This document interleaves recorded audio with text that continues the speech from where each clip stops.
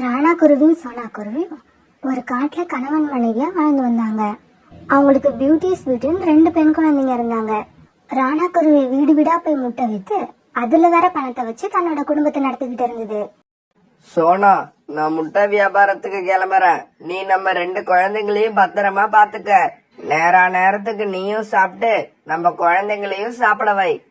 பியூட்டியோட அப்பா, நீங்க எங்களை பத்தி கவலைப்படாம போய் வியாபாரத்தை கவனிங்க. குழந்தைங்களை நான் பத்திரமா பாத்துக்கிறேன். சோனா இப்படி சொல்ல பிறகு ராணா குருவி முட்டை வியாபாரத்துக்கு கிளம்பி போச்சு.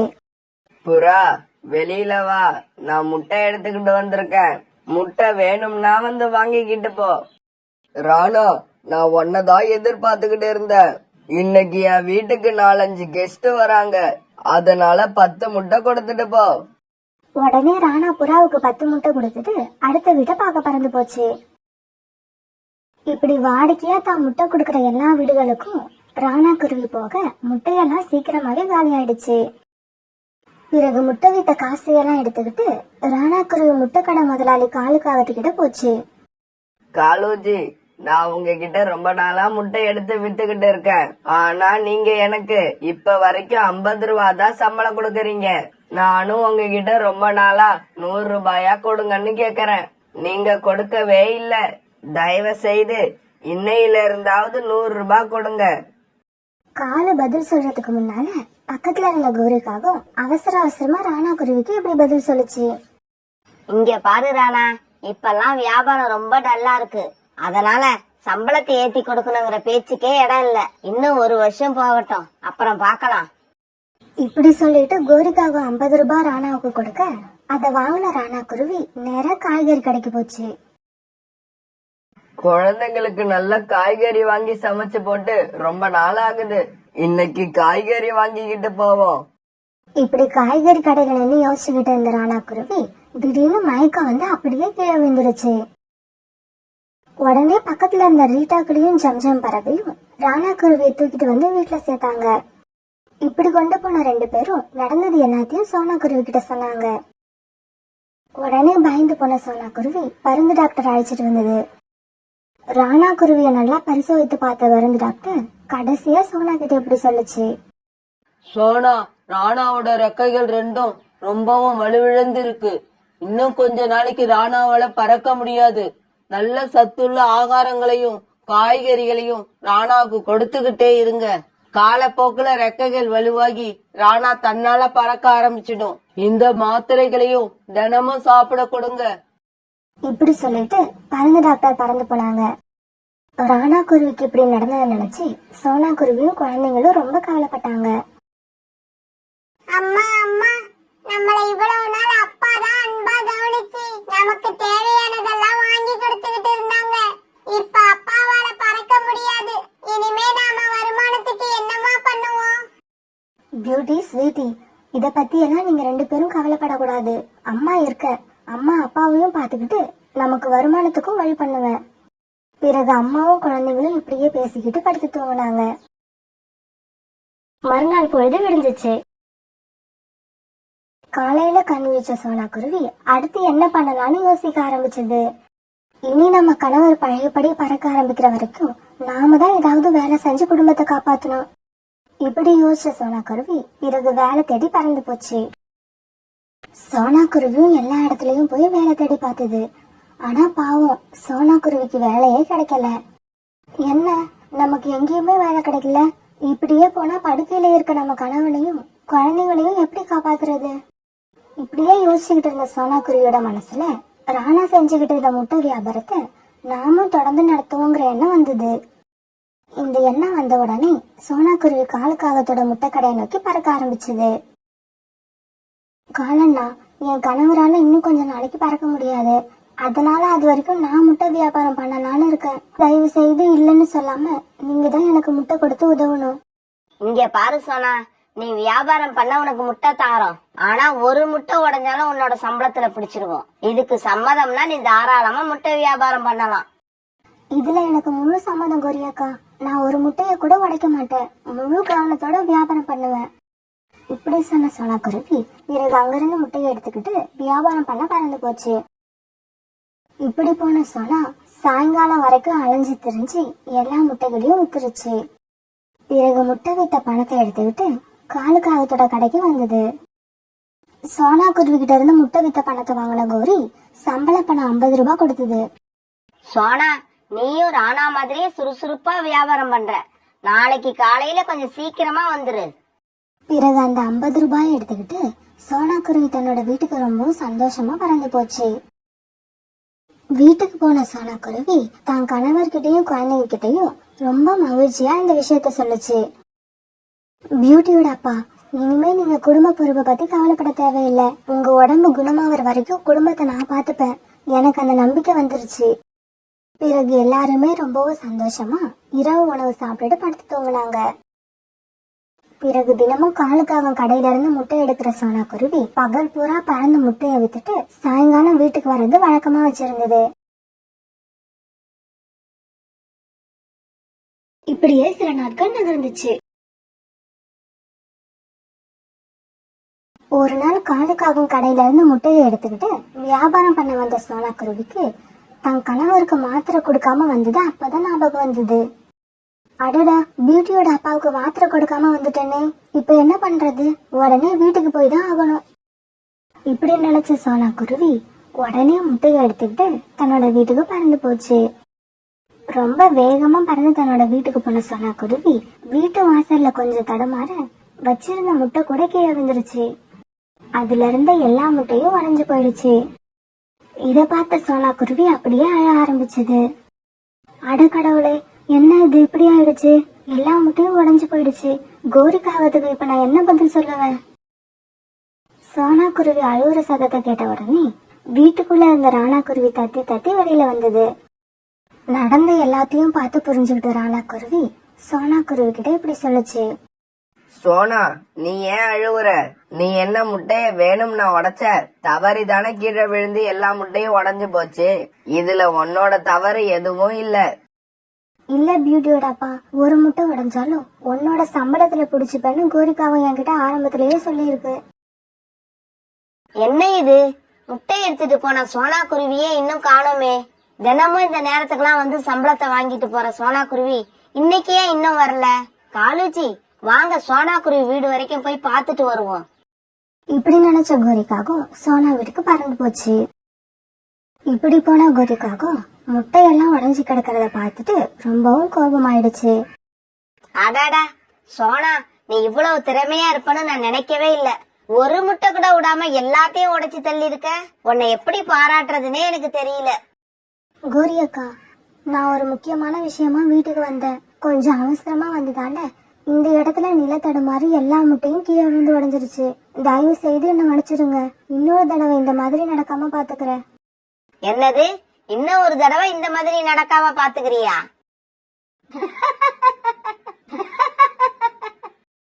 இங்க பாரு சோனா, இவ்வளவு முட்டையை நீ உடைச்சதுக்கு ஒரு வாரம், அதாவது 7 நாள் நீ சம்பளம் இல்லாம என்கிட்ட வேலை பார்க்கணும். என்ன கோரி, கொஞ்சம் கூட இறக்கமே இல்லாம பேசிக்கிட்டு. சோனா ஒண்ணும் வேணும்னே முட்டையை போட்டு உடைக்கலையே. பாவம், இந்த ஒரு தடவை மட்டும் மன்னிச்சு விட்டுருவோம். காலேஜி, இந்த கோரி பிசினஸ்ல இறக்கமே காட்ட மாட்டா. நான் சொன்னா சொன்னதுதான். கோரி அக்கா, இந்த மாதிரி சொல்லாதீங்க. நீங்க எனக்கு கொடுக்கற சம்பளமே 50 ரூபாய் தான். 7 நாள் அதையும் எடுத்துக்கிட்டீங்கன்னா எங்க குடும்பத்துல உள்ள 4 பேரும் எப்படி சாப்பிடுவோம்? இங்க பார் சோனா, நீங்க சாப்பிடுங்க இல்ல சாப்பிடாம இருங்க, அத பத்தி எனக்கு கவலையே இல்ல. நாளைக்கு காலையில நீ எப்போதும் போல வேலைக்கு வரணும். ஒரு வாரத்துக்கு சம்பளம் இல்லாம வேலை பார்த்தே ஆகணும். காலேஜி, இன்னும் என்ன வேடிக்கை பார்த்துட்டு இருக்கீங்க? கிளம்புங்க இங்க இருந்து. இப்படி சொன்ன கோரிக்காகவும் காலுக்காக தழைச்சுக்கிட்டு அங்க இருந்து பறந்து போயிடுச்சு. ஆனா சோனா குருவி எவ்வளவு முயற்சி செஞ்சும் அது கண்ல இருந்து வர கண்ணீரை அதால நிறுத்த முடியல. அடுத்த ஒரு வாரம் சம்பளமே இல்லாம குடும்பத்தை எப்படி நடத்துறதுன்னு அழுதுகிட்டே யோசிச்ச சோனா குருவி அப்படியே தூங்கிடுச்சு. மறுநாள் பொழுது விடிஞ்சிச்சு. வேலைக்கு போறதுக்காக வெளியில வந்த சோனா குருவி ஆச்சரியத்துல அப்படியே திகைச்சு நின்னுடுச்சு. பியூட்டியோட அப்பா, சீக்கிரம் வாங்க, சீக்கிரம் வந்து இந்த ஆச்சரியத்தை பாருங்க. சோனாவோட சத்தத்தை கேட்ட ராணா குருவியும் இப்ப வெளியே வந்து அந்த அதிசயத்தை பார்த்து ரொம்பவும் ஆச்சரியப்பட்டது. நேத்து முட்டைகள் எந்த இடத்துல விழுந்து உடைஞ்சதோ அந்த இடத்துல இப்ப நிறைய செடிகள் முளைச்சு எல்லா செடியிலும் முட்டை காய்ச்சி தொங்கிட்டு இருந்தது. பியூட்டியோட அப்பா, என்ன இது? எல்லா செடியிலயும் முட்டை காய்ச்சி தொங்கிக்கிட்டு இருக்கு. நம்ம பாக்குறது உண்மைதானா? இது ஒண்ணும் கனவு இல்லையே. சோனா, இப்ப நம்ம பாக்குறது எல்லாம் கனவா இல்ல உண்மையான்னு யோசிக்கிற நேரம் இது கிடையாது. சீக்கிரம் இந்த செடிகள்ல இருந்து முட்டைய பறிச்சு கோரி காகத்துக்கு எவ்வளவு கொடுக்கணுமோ அதை போய் கொடுத்துட்டு வந்துரு. பியூட்டியோட அப்பா, இனிமே நம்ம காகங்கள் கிட்ட இருந்து முட்டை எடுத்து வியாபாரம் பண்ணணும்னு அவசியமே இல்ல. இனி முட்டை வியாபாரத்தை நம்ம சொந்தமாவே செய்யலாம். இப்படி சொன்ன சோனா குருவி பிறகு காலுக்கு கொடுக்க வேண்டிய முட்டைகளை எடுத்துக்கிட்டு அவங்க கடைக்கு பறந்து போச்சு. கோரி அக்கா, உடஞ்ச முட்டைகளுக்கு பதிலா இந்த முட்டைகளை வச்சுக்கோங்க. இனி நாளையில இருந்து நான் வேலைக்கு வர மாட்டேன். இப்படி சொன்ன சோனா குருவி பிறகு தன்னோட வீட்டுக்கு பறந்து போச்சு. என்ன இது? சம்பளம் வாங்காம ஒரு வாரம் சோனா குருவி வேலை பார்க்கணும்னு நினைச்சேன். திடீர்னு இப்படி வந்து உடைச்ச முட்டைகளை திருப்பி கொடுத்துட்டு போயிடுச்சு. இந்த முட்டைகள் சோனா குருவிக்கு எப்படி கிடைச்சிருக்கும்? இப்படி நினைச்சுக்கிட்டு சோனா குருவி பின்னால பறந்து வந்த கோரிக்காவும் சோனா வீட்டு வாசல்ல இருந்த முட்டை செடிகளை பார்த்துருச்சு. ஓஹோ, இதுதான் விஷயமா? இந்த செடிகள்ல முட்டை காய்ச்சி தொங்குறது ரொம்பவும் ஆச்சரியமா இருக்கே. சரி, எதுவா இருந்தா நமக்கு என்ன? இன்னைக்கு ராத்திரி வந்து எல்லா முட்டைகளையும் திருடிட்டு போயிட வேண்டியதுதான். அப்படி செஞ்சா முதலே இல்லாம நமக்கு நிறைய லாபம் வரும். பிறகு ராத்திரி ஆச்சு. இப்படி நினைச்ச கோரிக்காகவும் அன்னைக்கு ராத்திரி மறுபடியும் சோனா வீட்டுக்கு வந்தது. முட்டைய பறிக்கிறதுக்காக ஒரு முட்டை மேல ரெக்கைய வச்சதான் தாமதம். கொஞ்சம் கொஞ்சமா கோரிக்காகமே ஒரு முட்டையா மாறிடுச்சு. ஐயோ, என்ன இது? நானே ஒரு முட்டையா மாறிட்டேனே. மறுபடியும் என்னால காகமா மாற முடியுமா முடியாதா? கடவுளே, என்ன காப்பாத்து. ஏய் திருட்டு காகமே, உனக்கு வெக்கமா இல்ல? நீ இந்த குருவிகளை கொடுமைப்படுத்தினது தாங்காம தான் நாங்க இந்த இடத்துல மந்திர முட்டைகளா வளர்ந்துருக்கோம். ஆனா நீ பேராசை பிடிச்சு எங்களையும் திருட வந்திருக்க. நீ இனிமே எத்தனை ஜென்மம் எடுத்தாலும் முட்டையாதான் பிறக்க போற. மந்திர முட்டையே, என்னை மன்னிச்சிடு. நான் இனிமே பேராசையோட நடந்துக்க மாட்டேன். பேராசைப்பட்டா இவ்வளவு பெரிய கஷ்டம் வரும்னு எனக்கு இப்ப நல்லா புரிஞ்சிருச்சு. தயவு செய்து என்ன மறுபடியும் காகமா மாத்திடு. இல்ல, முடியாது. உன்னை காகமா மாத்தனா நீ மறுபடியும் இந்த குருவிகளுக்கு தொல்லை கொடுத்துக்கிட்டே இருப்ப. நீ இப்படி முட்டையாவே இருக்கிறது தான் நல்லது. மந்திர முட்டையே, தயவு செஞ்சு நான் சொல்றத கேளு. என்ன நீ மறுபடியும் காகமா மாத்திட்டேன்னா இந்த குருவிங்க இருக்கிற பக்கம் நான் தலை வச்சு கூட படுக்க மாட்டேன். என்ன நம்பு, நான் சொல்றது அப்படியே சத்தியம். பிறகு அந்த மந்திர முட்டை கோரிக்காகத்தை மறுபடியும் காகமா மாத்துச்சு. இப்படி மறுபடியும் காகமா மாறின கோரிக்காகவும் தப்பிச்சோம் பிழைச்சோன்னு திரும்பி பார்க்காம அந்த இடத்த விட்டு பறந்து போச்சு.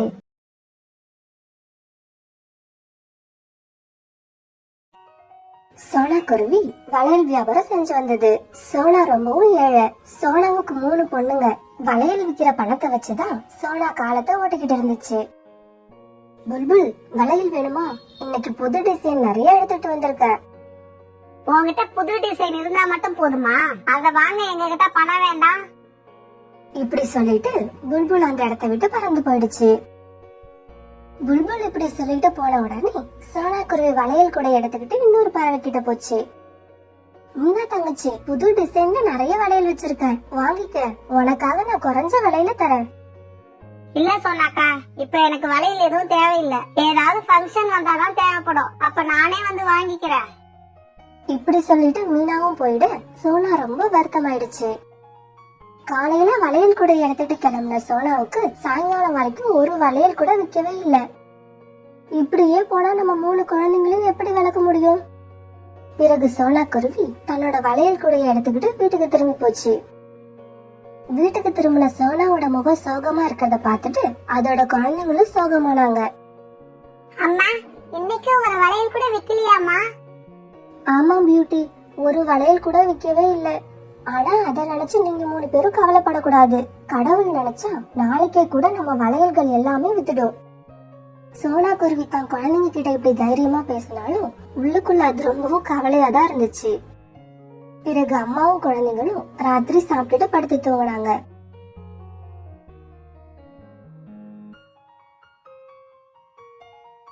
அடுத்த நாள் காலையில சோனா தன்னோட வளையல் கூடைய தூக்கிக்கிட்டு வியாபாரத்துக்கு கிளம்புச்சு. இப்படி கிளம்புன சோனா ஒரு இடத்துல போய் வளையல் கூடைய இறக்கி வச்சுட்டு உட்கார்ந்தது.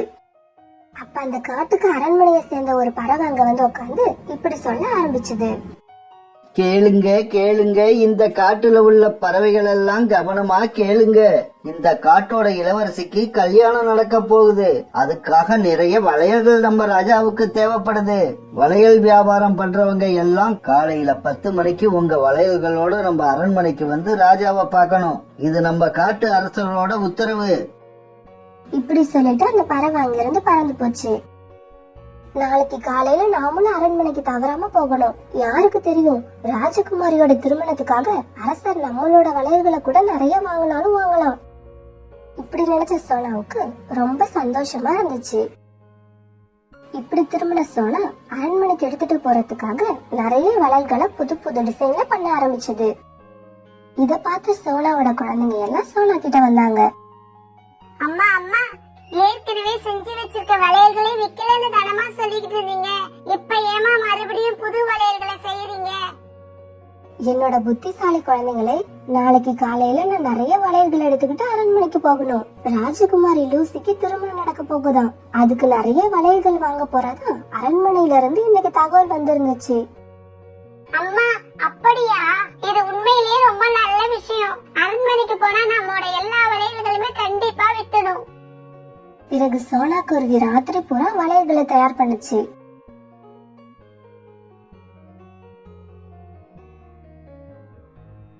காலையில எல்லா வளையல்களையும் எடுத்துக்கிட்டு சோனா குருவி காட்டு ராஜாவோட அரண்மனைக்கு போச்சு. சோனா இப்படி அங்க போனப்ப ஏற்கனவே வளையல் வியாபாரிகளான காலுக்காகவும் புறாவும் வந்திருந்தாங்க. அரசே, என்னோட வளையல்கள் எல்லாரோட வளையல்களையும் விட ரொம்ப அழகானது. அதனால நீங்க இதையே வாங்கிக்கலாம். காலு, கொஞ்சம் பொறுமையா இரு. இதோ இப்ப என்னோட மகள் லூசி வந்துடுவா. அவளுக்கு எந்த வளையல் பிடிக்குதோ அதை அவளே தேர்ந்தெடுப்பா. அவளுக்கு யாருடைய வளையல் பிடிச்சிருக்கோ அவங்களுக்கு நிறைய வெகுமதியும் கிடைக்கும். வெகுமதினு ராஜா சொன்னதை கேட்ட 3 பேரும் ரொம்ப சந்தோஷமானாங்க. பிறகு கொஞ்ச நேரத்துல இளவரசி லூசியும் அங்க வந்துச்சு. பிறகு லூசி ஒவ்வொருத்தவங்களோட வளையலையும் போய் பார்த்துச்சு. அப்பா, இந்த 3 பேரோட வளையல்ல எனக்கு எந்த வளையலுமே பிடிக்கல. என்ன மகளே இப்படி சொல்லிட்ட? பொறுமையா பாரும்மா. யாராவது ஒருத்தரோட வளையலாவது உனக்கு கண்டிப்பா பிடிக்கும். ஆமா இளவரசி, அப்பா சொல்றது அப்படியே உண்மை. என்னோட வளையல்களை விட அழகான வளையல்கள் உங்களுக்கு எங்கேயுமே கிடைக்காது. அப்பா, நீங்க சொல்றதுக்காக நான் இவங்க கிட்டே வளையல் வாங்கிக்கிறேன். ஆனா இவங்க நாளைக்கு கொண்டு வர வளையல்கள் எப்படி தெரியுமா இருக்கணும்? உலகத்தில் உள்ள அனைத்து வளையல்களையும் விட சிறந்த அழகுள்ளதா இருக்கணும். என் மக சொன்னது உங்க 3 பேருக்கும் கேட்டிருக்கும்னு நினைக்கிறேன். என் மக சொன்ன மாதிரியே மிகச்சிறந்த வளையல்களை தயார் பண்ணி கொண்டு வாங்க. வளையல்களை கொண்டு வந்து கொடுத்துட்டு வெகுமதியை வாங்கிக்கிட்டு போங்க. பருந்தரசரை, இளவரசி லூசிக்காக நான் புது புது டிசைன்ல வளையல்களை தயார் பண்ணி கொண்டு வரேன். நான் வளையல்களை ரொம்பவும் நேர்த்தியா தயாரிப்பேன். அரசே, இளவரசிக்கான வளையல்களை என்னால தயாரிக்க முடியும்னு நான் நம்புறேன். நானும் வளையல்களை தயார் பண்ணி கொண்டு வரேன். பருந்து அரசே, இளவரசி கேட்ட மாதிரி வளையல்களை என்ன தவிர வேற யாராலையும் தயார் பண்ண முடியாது. என்னால மட்டும்தான் மிகச்சிறந்த வளையல்களை தயார் பண்ண முடியும். அதனால நீங்க இளவரசி திருமணத்துக்காக வளையல்களை எடுத்து வர எனக்கு மட்டும் அனுமதி கொடுக்கணும்னு தாழ்மையோட கேட்டுக்கிறேன். காலு, உன்னோட பேச்சு இளவரசி திருமணத்துக்கு வளையல்களை கொண்டு வந்து கொடுக்கணுங்கிற ஆர்வத்தை காட்டல, உன்னோட ஆணவத்தை தான் காட்டுது. கொஞ்ச நேரம் 2 பேரும் அமைதியா இருங்க. நீங்க 3 பேருமே நாளைக்கு வளையல்களை எடுத்துக்கிட்டு வரலாம். யாருடைய வளையல் அழகானதுன்னு நாளைக்கு தான் முடிவு பண்ண போறோம். வெகுமதியும் அவங்களுக்கு தான் கிடைக்கும். அரசர் இப்படி சொன்ன உடனே இவங்க 3 பேரும் அரண்மனையை விட்டு வெளியே வந்தாங்க.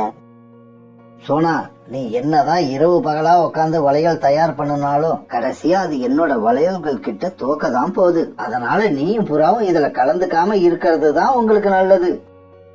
காலண்ணா, யார் வளையல்கள் அழகுன்னு நாளைக்கு இளவரசி தான் முடிவு பண்ணணும். நீங்க முடிவு பண்ண முடியாது.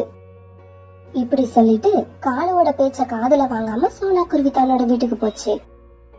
இப்படி வீட்டுக்கு போன சோனா குருவி எப்படி வளையல் தயார் பண்ணா இளவரசிக்கு பிடிக்கும்னு யோசிக்க ஆரம்பிச்சது. புறாவும் தன்னோட வீட்டுல இளவரசிக்கு தேவையான வளையல்களை செஞ்சு முடிச்சது. எல்லா வளையல்களையும் ரொம்ப அருமையா தயார் பண்ணிட்டேன். நாளைக்கு அரசர் கொடுக்கிற வெகுமதி கண்டிப்பா நமக்கு தான். இப்படி நினைச்ச புறா தன்னோட வளையல்களை பார்த்து பார்த்து சந்தோஷமாச்சு. புறாவும் சோனாவும் எப்படி வளையல் தயார் பண்றாங்கன்ற பாக்கணுங்கிற ஆர்வத்துல காலுக்காக சீக்கிரமாவே வளையல்களை தயாரிச்சு முடிச்சது. இப்படி வளையல்களை தயாரிச்சு முடிச்ச காலுக்காகவும் வேகமா பறந்து புறா வீட்டுக்கு போச்சு. புறா அப்ப வளையல்களை தயார் பண்ணின சந்தோஷத்துல நல்லா தூங்கிக்கிட்டு இருந்துச்சு. புறா கண்டிப்பா என்னை விட அழகான வளையல்களை தயார் பண்ணி இருக்கும். ஆனா என்ன மாதிரி புத்திசாலி கிடையாது. இப்படி சொன்ன காலு புறா வச்சிருந்த வளையல்களை எடுத்துக்கிட்டு பறந்து போச்சு. இப்ப அரண்மனைக்கு என்னோட வளையல்களுக்கு பதிலா புறாவோட வளையல்களை எடுத்துக்கிட்டு போவேன். என் வளையல்களை விட புறா கண்டிப்பா அழகான வளையல்களை தயார் பண்ணி இருக்கும். இத கொண்டு போய் அரசர்கிட்ட கொடுத்து வெகுமதியை நாமே வாங்கிக்கலாம். இப்படி சந்தோஷப்பட்ட காலுக்காகத்துக்கு திடீர்னு சோனா குருவியோட நினப்பு வந்தது. இந்த சோனா குருவி கூட தான் வளையல்களை நல்லா தயார் பண்ணும். ஒரு கால் புறா வளையல்களை விட சோனா குருவியோட வளையல்கள் அழகா இருந்தா என்ன பண்றது? இப்படி யோசிச்ச காலுக்காகவும் சோனாவோட வளையல்களை பார்க்க சோனாவோட வீட்டுக்கு போச்சு. சோனா குருவி வீட்டுக்கு போன காலுக்காகவும் அது தயார் பண்ணி இருக்கிற வளையல்களை பார்த்துட்டு ரொம்ப ஆச்சரியமாயிடுச்சு. ஆஹா, எவ்வளவு அருமையான வளையல்களை சோனா தயார் பண்ணி இருக்கு. வளையல்களோட கலர் வேற கண்ணை பறிக்கிறாப்புல இருக்கு. கண்டிப்பா இளவரசிக்கு இவைகளை தான் பிடிக்கும். சோனா குருவி தூங்குற வரைக்கும் இங்கேயே காத்திருப்போம். அது தூங்குனதுக்கு அப்புறம் இந்த வளையல்களை நாம எடுத்துக்கிட்டு போய் நாளைக்கு வெகுமதியை எப்படியாவது வாங்கிடணும். காலை இப்படி யோசிச்சுக்கிட்டு சோனா வீட்டுக்கு வெளியில நிக்க சோனாவோட பொண்ணு பியூட்டி காலை நிக்கிறத பாத்துடுச்சு. இப்படி காலுவை பார்த்த பியூட்டி வீட்டுக்குள்ள போய் தன்னோட தங்கச்சி கிட்ட இப்படி சொல்லுச்சு. சகோதரிகளே, காலங்கள் நம்ம வீட்டுக்கு வெளியில நின்னு நம்ம அம்மா செய்யற வளையல்களையே பாத்துக்கிட்டு இருக்காரு. அதனால இன்னைக்கு நம்ம ஜாக்கிரதையா இருக்கணும். இப்படி யோசிச்ச குழந்தைங்க அம்மா கிட்ட போனாங்க. அம்மா, நீங்க ரொம்ப அழகான வளையல்களை தயார் பண்ணிட்டீங்க. இந்த வளையல்கள் கண்டிப்பா இளவரசிக்கு பிடிக்கும். குழந்தைங்களா, நம்ம எந்த வேலையும் அவசர அவசரமா செய்யாம யோசிச்சு செஞ்சா அதோட பலன் நமக்கு கண்டிப்பா கிடைக்கும். சரிம்மா, நீங்க போய் தூங்குங்க. நாளைக்கு காலையில நீங்க அரண்மனைக்கு வேற போகணும். நாங்க இந்த வளையல்களை எடுத்து பேக் பண்ணி வைக்கிறோம். இப்படி சொன்ன குழந்தைங்க வளையல்களை எடுத்து பேக் பண்ணிட்டு அம்மா கூட படுத்து தூங்குனாங்க. இப்படி எல்லாரும் தூங்குனதுக்கு அப்புறம் உள்ள வந்த காலுக்காக வளையல்கள் இருந்த பேக் எடுத்துக்கிட்டு தன்னோட வீட்டுக்கு பறந்து போச்சு. வீட்டுக்கு போன காலுக்காகவும் புறா கிட்ட இருந்து எடுத்துட்டு வந்த பேக தூக்கி ஒரு மூலையில போட்டுடுச்சு. நாளைக்கு சோனா குருவியோட இந்த வளையல்களை எடுத்துக்கிட்டு நாம அரண்மனைக்கு போனா கண்டிப்பா வெகுமதி நமக்கு தான், வேற யாருக்கும் கிடையாது. இப்படி யோசிச்ச காலுக்காகவும் சந்தோஷமா படுத்து தூங்கிடுச்சு. புறா, உன்னுடைய வளையல்கள் எங்க? அரசே, நான் தயார் பண்ணி வச்சிருந்த வளையல்களை ராத்திரி யாரோ திருடிக்கிட்டு போயிட்டாங்க. காலு, நீ உன்னுடைய வளையல்களை காட்டு. உன்னோட வளையல்கள் இருக்கா இல்ல அதுவும் திருட்டு போயிடுச்சா? இல்ல மகாராஜா, என்னோட வளையல்கள் என்கிட்ட தான் இருக்கு. ராத்திரி பூரா கண் விழிச்சு இளவரசிக்காக தயார் பண்ணன. இத பார்த்துட்டு எவ்வளவு அதிகமா வெகுமதி கொடுக்க முடியுமோ அவ்வளவு அதிகமா கொடுங்க. இப்படி சொல்லிட்டு காலுக்காக பேக திறக்க வளையல்களை பார்த்துட்டு எல்லாரும் அதிர்ச்சி ஆயிட்டாங்க. ஏன்னா வளையல்கள் எல்லாமே கருப்பு கலர்ல இருந்துச்சு. இத பார்த்த ராஜாவுக்கு ரொம்ப கோபம் வந்துடுச்சு. காலு, இளவரசியோட கல்யாணத்துக்கு தான் உன்ன வளையல்கள் கேட்டோம். அப்படியும் கருப்பு வண்ணத்துல வளையல் செஞ்சுக்கிட்டு வந்து எங்களை ரொம்ப அவமானப்படுத்திட்ட. இதுக்கான தண்டனையை நீ அனுபவிச்சே தீரணும். இதுக்காக உனக்கு 1 வருஷம் சிறை தண்டனை கண்டிப்பா கிடைக்கும். ராஜா இப்படி சொன்ன உடனே காலுக்காக ரொம்ப பயந்து போயிடுச்சு. சோனா வீட்ல இருந்து எடுத்துட்டு வந்த வளையல்கள் எப்படி கருப்பா மாறுச்சுன்னு காலுவுக்கு எதுவுமே புரியல. இப்ப சோனா குருவி தன்னோட வளையல்களை திறந்து காட்ட இளவரசிக்கு அந்த வளையல்கள் ரொம்ப பிடிச்சிருந்தது. அப்பா, எனக்கு இந்த வளையல்களை ரொம்ப பிடிச்சிருக்கு. இனிமே நான் தினமும் இந்த வளையல்களை தான் போட்டுக்க போறேன். சோனா, இளவரசிக்கு உன்னோட வளையல்கள் ரொம்ப பிடிச்சிருக்கு. இனிமே அரண்மனைக்கு தேவையான வளையல்கள் அனைத்தையும் நீ தான் தயார் பண்ணி கொடுக்கணும். அப்புறம் உனக்கு வெகுமதியா 1000 பொற்காசுகள் கொடுக்கறதுக்கு உத்தரவிடுறேன். இந்த சந்தோஷமான செய்திய சோனா வீட்டுக்கு போய் தன்னோட குழந்தைங்க கிட்ட சொல்ல, குழந்தைங்க ராத்திரி காலுக்காக வந்ததையும் அதனால பேக்ல வேணும்னே நல்ல வளையல்களை வைக்காம கருப்பு வளையல்களை வச்சதையும் சொல்ல, சோனா தான் குழந்தைங்களோட புத்திசாலித்தனத்தை நினைச்சு ரொம்ப சந்தோஷப்பட்டுச்சு. அதுக்கப்புறம் சோனாவோட வறுமையும் ஏழ்மையும் ரொம்ப தூரம் போக சோனா குழந்தைங்களோட சந்தோஷமா வாழ்ந்து வந்துச்சு.